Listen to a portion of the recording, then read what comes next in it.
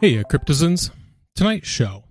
Hacker tries, hacker fails, hacker loses 5 ETH. Celsius goes to court, and Uniswap Labs bans 253 addresses.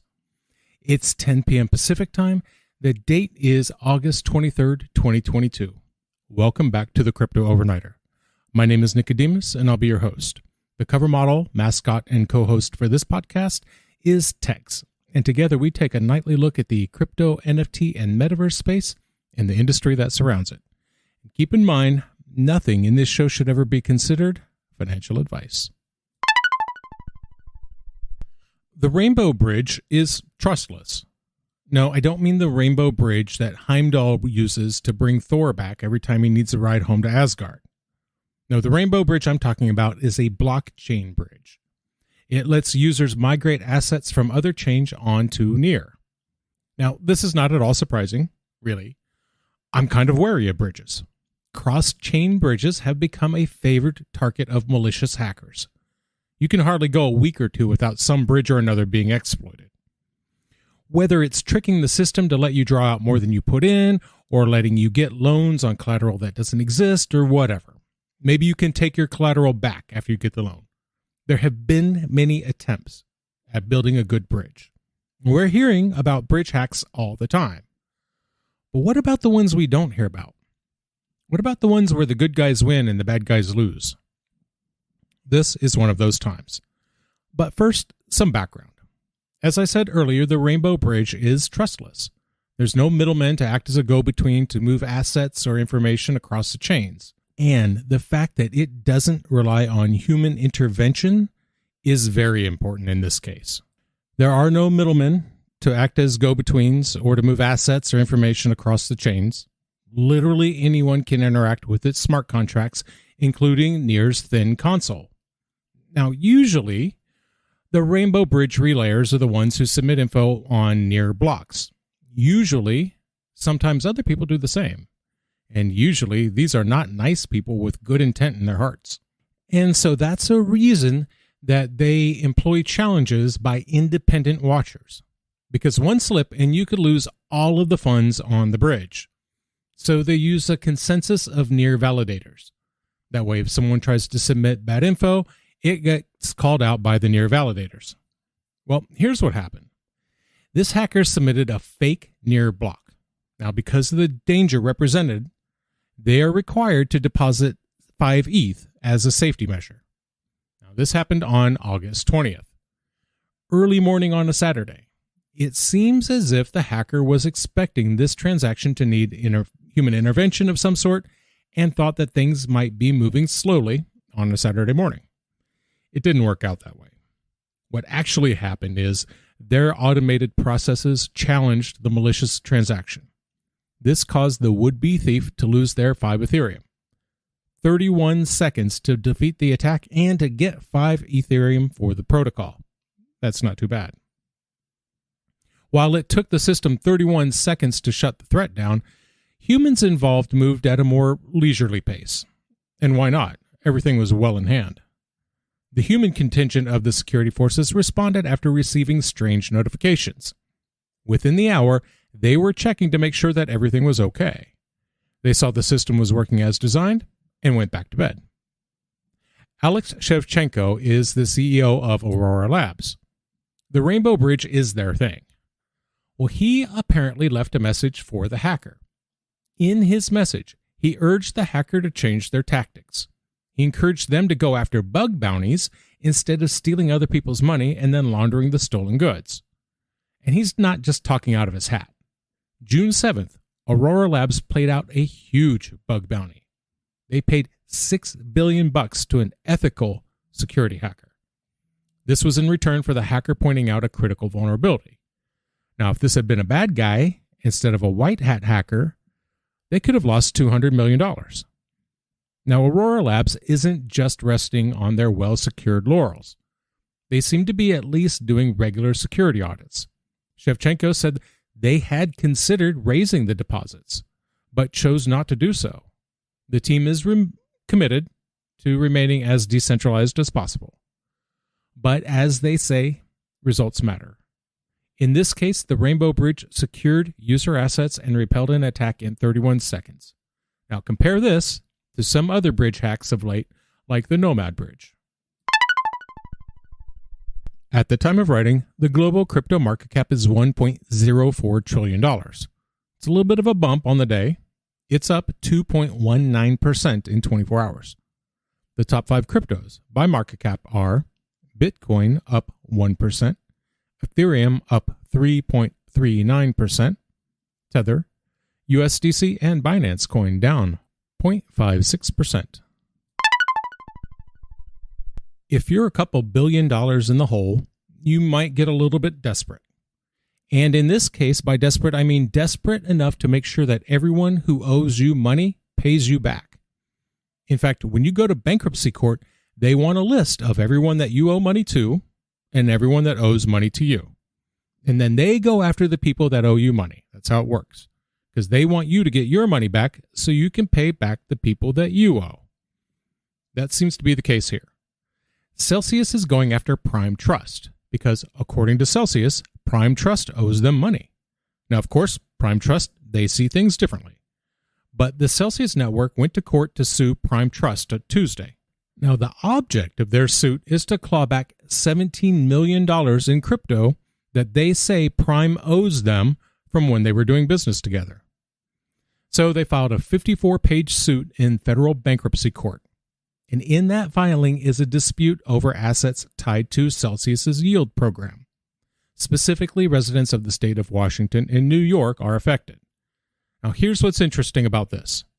In doing some research on the topic, it seems that Prime Trust, acting as a custodian, evicted Celsius Network. They gave them 30 days to get off of the Prime Trust platform. Officially, what Prime Trust said at the time was pretty innocuous. Typical non-committal corporate speak. They said, quote, "We've terminated our partnership with Celsius Network for a variety of business factors. The relationship lasted just over 12 months. We won't comment beyond other than that to wish Celsius well in its endeavors." Information from a 2021 article quotes a source who didn't want to be identified because of the sensitivity of the matter. Well, it seems like we should have been paying more attention to what Prime Trust has to say, because they were somewhat prophetic. They said that Prime Trust cut ties with Celsius because of their strategy of, quote, endlessly rehypothecating assets. Now, rehypothecation is where a bank or a broker might use your deposited money for their own purposes. Theoretically, this lets them reinvest capital in a way that will generate long-term yield. Now, this really sketches me out personally because you don't know how many times that money has been rehypothecated and how. Now, I believe obscured rehypothecation is a substantial part of the Terra Luna Celsius Three Arrows Capital disaster. Now, Prime Trust is saying that they gave their money back. Prime Trust reportedly returned $119 million back to Celsius when Prime kicked them to the curb. Celsius disagrees. Hence the suit for $17 million that they insist Prime Trust still owes them. In the meantime, this was not the only suit that Celsius launched. They're going after a different former business partner, KeyFi, and their CEO Jason Stone, because they also dropped a lawsuit on them today. It's a busy day for Celsius, because today they countersued KeyFi and Stone with claims that Stone wasn't everything that they were represented as. Again, in bankruptcy court, Celsius claims Stone misrepresented himself as an expert on DeFi. Instead, they're claiming Stone lost Celsius coins through incompetence and deceit. The suit said, quote, "This action arises from the defendant's incompetence, deceit, and conversion." Now remember, I said countersued. KeyFi has already sued Celsius, claiming that they allegedly failed to honor a profit-sharing agreement. KeyFi provided Celsius with staking services, which is kind of funny because that's what Celsius provided everyone else. So Celsius claims that KeyFi took money Celsius deposited, and they did a little rehypothecation of their own. They claim KeyFi took their staked money and bought blue chip NFTs with them. spent Celsius money completely without authorization, and then these NFTs went to the company wallet. Reportedly, $1 million of value went right into Keyfi's pockets. Now, Celsius claims negligence on the part of Keyfi that cost them tens of millions of dollars from negligence and possibly tens of millions from converted assets. They said, quote, "The defendant's liability to Celsius is staggering." For their part, Keyfi is claiming that Celsius failed to honor a handshake agreement to share profits. This was right at the height of Celsius's financial troubles. Keyfi sued them on the 7th of July. This was after Celsius had already filed for bankruptcy. The global NFT market cap is down 22.69%. Sales volume is down 0.56% in 24 hours. According to CoinMarketCap, the top 5 NFT collections by sales volume are Bored Apes, followed by Pudgy Penguins, Other Deed, Mutant Apes, and Women Ape Yacht Club. Keep in mind, some of these collections have very volatile prices, so do your own research. The people behind Uniswap don't want to go to jail. I don't blame them. I don't want to go to jail either. So that's why they chose to ban over 250 crypto wallet addresses.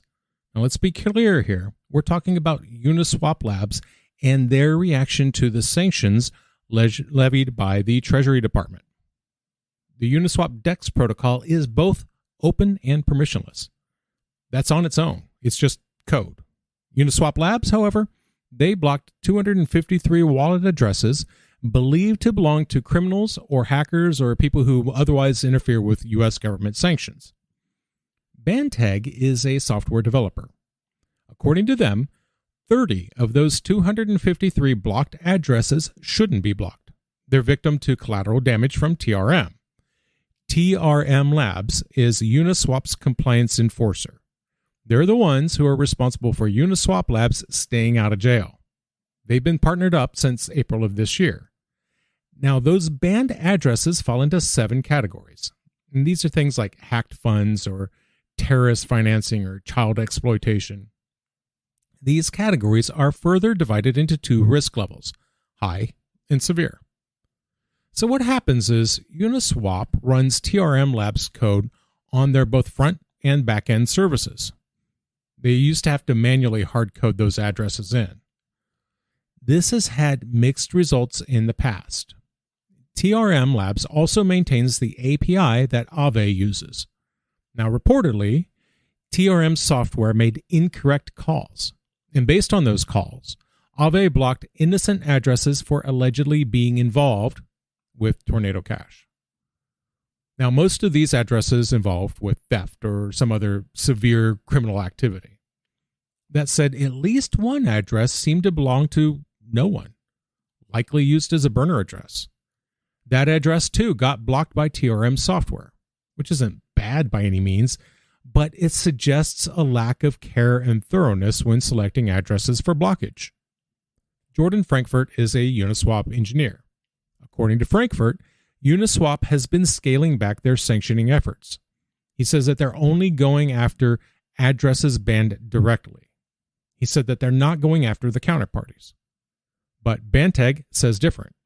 They said, quote, "Both ownership and being a counterparty of a bad address are checked and can contribute to blocking," which banning downstream addresses is just a bad solution. For example, we know dozens of high-profile celebrities and crypto personalities that got dusted. That means someone sent each of them a tiny amount of Ethereum through Tornado Cash. Now, theoretically, that means each and every one of those people should now be sanctioned by OFAC, the Office of Foreign Asset Control. Obviously, they're not going to lock Jimmy Kimmel up for 10 to 30 years just because someone sent him a tenth of an Ethereum through Tornado Cash. Now, all that said, none of this stops anyone from using the Uniswap protocol. The protocol is immutable and permissionless. That means literally anyone can use it and no one can change it. It also means you can use the Uniswap protocol all you want without Uniswap Labs being involved. Uniswap provides a front end to use, but it's not required. A person could set up their own front end on any computer locally. Either that or a person could just access the smart contracts directly and remove all intermediaries. Again, this isn't something that Uniswap Labs can control. And that's going to do it for us tonight. I want to thank you, my listeners, because when you stop listening, I will stop talking. Take care of yourselves, but take care of each other too. We'll see you tomorrow night.